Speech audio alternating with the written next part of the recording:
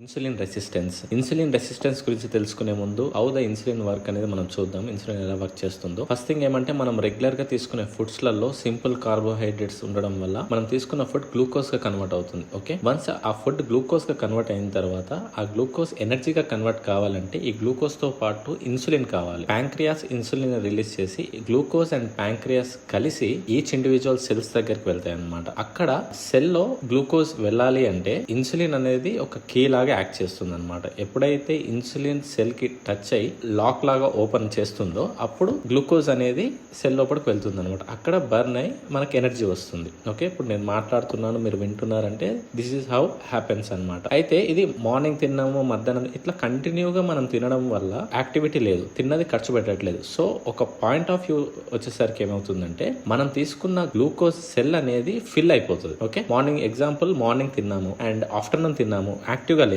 Night కి వచ్చేసరికి ఏమైపోతుందంటే సెల్ ఫిల్ అయిపోయింది అనుకోండి, అప్పుడు గ్లూకోజ్ అనేది సెల్ లోపలికి సెల్ యాక్సెప్ట్ చేయదన్నమాట. ఇక్కడ ఈవెన్ ఇన్సులిన్ వచ్చి ఓపెన్ చేయడానికి ట్రై చేసినా కూడా సెల్ రెస్పాన్స్ అవ్వదన్నమాట. ఈ స్టేజ్ నే ఇన్సులిన్ సెన్సిటివిటీ అంటారు. అన్ని లైఫ్ స్టైల్ డిజార్డర్ కి one of the first point ఎక్కడన్నా ఉందంటే ఇన్సులిన్ సెన్సిటివ్, అంటే ఇన్సులిన్ కి సెల్ రెస్పాన్స్ అవ్వదన్నమాట. This is insulin sensitivity. Second thing ఏమంటే సెల్ ఓపెన్ అవ్వకపోవడం వల్ల బాడీ ఏం థింక్ చేస్తుందంటే